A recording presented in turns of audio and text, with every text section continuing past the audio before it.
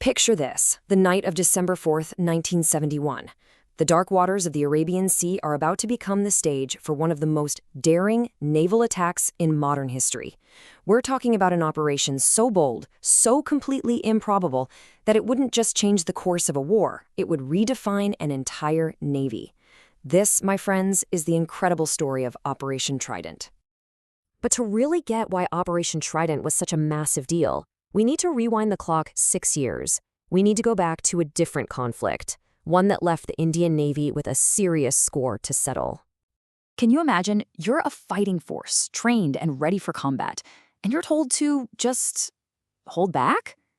This quote absolutely nails the frustration bubbling up within the Indian Navy. They felt like they were left on the bench, and that created this powerful collective hunger to prove what they could do. Yeah, that frustration came from a very specific order. The Indian fleet was told point blank not to operate north of Porbandar. They were essentially kept on a leash. So while the armies and air forces were in the thick of it, the Navy was forced to be a spectator. And as you can imagine, that caused a whole lot of disquiet, to put it mildly. And then came the spark that lit the fuse, the Dwarka raid. A Pakistani squadron shelled this small, undefended coastal town. Militarily, it was nothing, a pinprick. No real damage was done, but for propaganda, it was pure gold for Pakistan. They spun it as this legendary victory, comparing it to ancient invasions. For the Indian Navy, this was more than just irritating. It was a straight-up insult that hardened their resolve for a real reckoning. And so, in the minds of Indian naval planners, one target came into sharp focus. Not just any target, but the absolute heart of the Pakistan Navy, Karachi. It was the nation's biggest city, its economic engine, and the heavily defended home base for the entire Pakistani fleet. Hitting Karachi wouldn't just be a battle, it would be a statement. So the motivation was there. The target was crystal clear, but how do you actually pull it off? Well, the answer came in the form of a brand new and pretty unconventional weapon system. And of course, a crew that was about to be forged in secrecy and some seriously extreme conditions. Okay, let me introduce you to the Osa-class missile boats. These were the Indian Navy's shiny new toys, fresh from the Soviet Union. They were small, they were fast, and they packed a massive punch, with 4 P-15 Termit anti-ship missiles, which NATO ominously nicknamed Styx. On paper, these things looked like game changers, but they were built for one job and one job only: defending the coast. And here's the catch. For all their firepower, these Osa boats had some serious flaws for an attack mission. They ran on these gas-guzzling aircraft engines, so their range was tiny. Plus, they sat so low in the water that they were awful in the open ocean. A big wave could literally just swamp them. They were harbor queens, not ocean greyhounds. Which brings us to the million-dollar question, right? How on earth could this little fleet of glorified speedboats travel 250 nautical miles, that's almost 500 kilometers, deep into enemy waters, attack the most heavily defended port they had, and somehow make it back in one piece? It was a tactical nightmare. The answer didn't start with the technology. It started with the people. India sent a hand-picked team of its absolute brightest young officers to the Soviet Union. And for a whole year, in the freezing cold of Vladivostok, they didn't just learn how to drive the boats. They mastered the Russian language so they could understand every single circuit and every valve. They had to know this weapon system inside and out. And every great story needs a protagonist. The man chosen to lead this elite squadron, the guy who had to figure out how to turn this impossible idea into a reality, was Commander Babru Ban Yadav. Commander Yadav was the real deal. He came from a military family. His dad was a major in the World Wars. He'd specialized in anti-submarine warfare and was known for being a sharp, creative leader. He was exactly the kind of guy you'd want for a mission that was less about brute force and more about sheer tactical genius. Okay, so the pieces are all on the board. The weapons are mastered, the crew is trained, the leader is in place. Now the plan, as absolutely audacious as it was set in motion. It was time to sail straight into the lion's den. On December 2nd, 1971, Commander Yadav officially took command of the strike group. The mission was a go. And just like that, the clock started ticking. Now, the task force itself was small, but incredibly potent. You had 3 missile boats, the Nipot, the Nirgat, and the Veer, as the tip of the spear. And escorting them were 2 bigger Vidyut-class corvettes, which were about to play a really crucial role. So, to solve that massive fuel problem, they came up with an absolutely ingenious plan. During the day, the little missile boats would basically hitch a ride, sailing behind the bigger ships to save every last drop of fuel. Then, at dusk, they'd be unleashed for a full-throttle, high-speed dash to Karachi.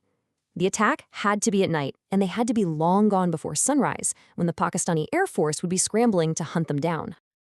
Just imagine the tension on those boats. Total radio silence to avoid being detected, pushing those temperamental engines to their absolute limit.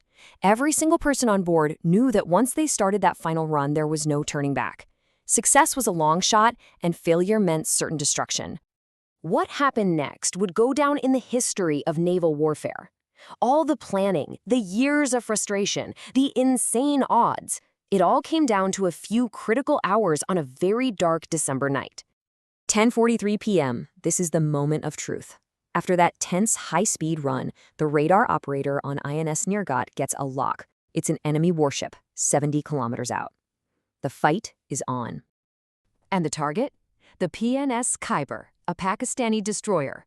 In a twist of fate you just can't make up, this was one of the very same ships that had shelled Dwarka back in 1965. The score was about to be settled, right then and there. INS Nirgat fires its Styx missiles. The rockets ignite, screaming off their rails and streaking across the dark water. For the crew of the Khyber, it came out of absolutely nowhere. The first missile hit, crippling the ship.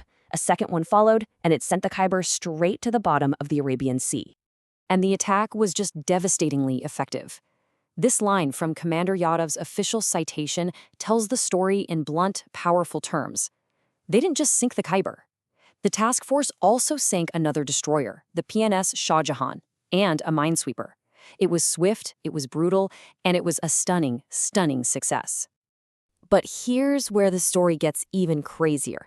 The Navy wasn't the only one landing a punch on Karachi that night.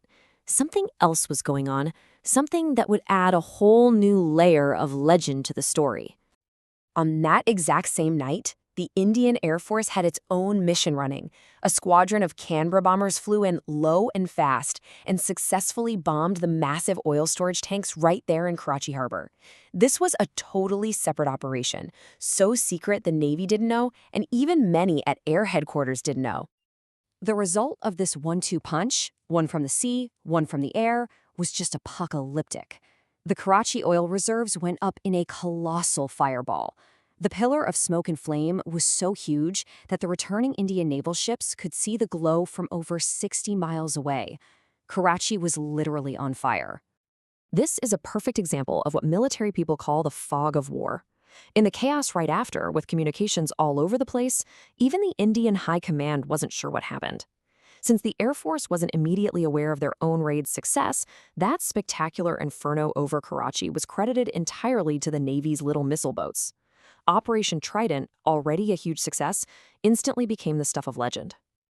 Well, the fires in Karachi did eventually burn out, but the impact of that one single night would last, fundamentally changing the naval war and cementing the legacy of the men who pulled off the impossible.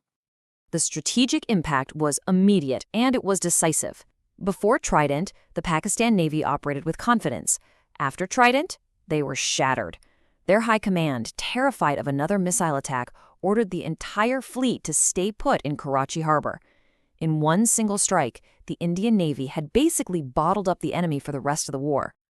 And for his incredible leadership, Commander Babru Benhan Yadav was awarded the Mahavir Chakra, India's second highest military decoration. He was the very first Indian naval officer in history to receive that honor. His citation just says it all, doesn't it? This wasn't just about technology or pushing a button. This was about leading men deep into enemy territory, facing overwhelming threats, and showing conspicuous gallantry and leadership of a high order. It's the very definition of courage. Operation Trident was so much more than a successful mission. It was the release of all that frustration from 1965. It was the moment the Indian Navy announced to the world that it wasn't just a defensive force anymore. It was a powerful navy capable of striking deep into enemy territory. It was, without a doubt, their finest hour. And all of this leaves you with a really interesting question, doesn't it? The OSA boats and their missiles were a great piece of tech, but they were absolutely the wrong tools for this job. The success of Trident is a powerful reminder that victory isn't always about having the best gear. Sometimes it's forged by human ingenuity and the sheer, unmitigated audacity to try the impossible.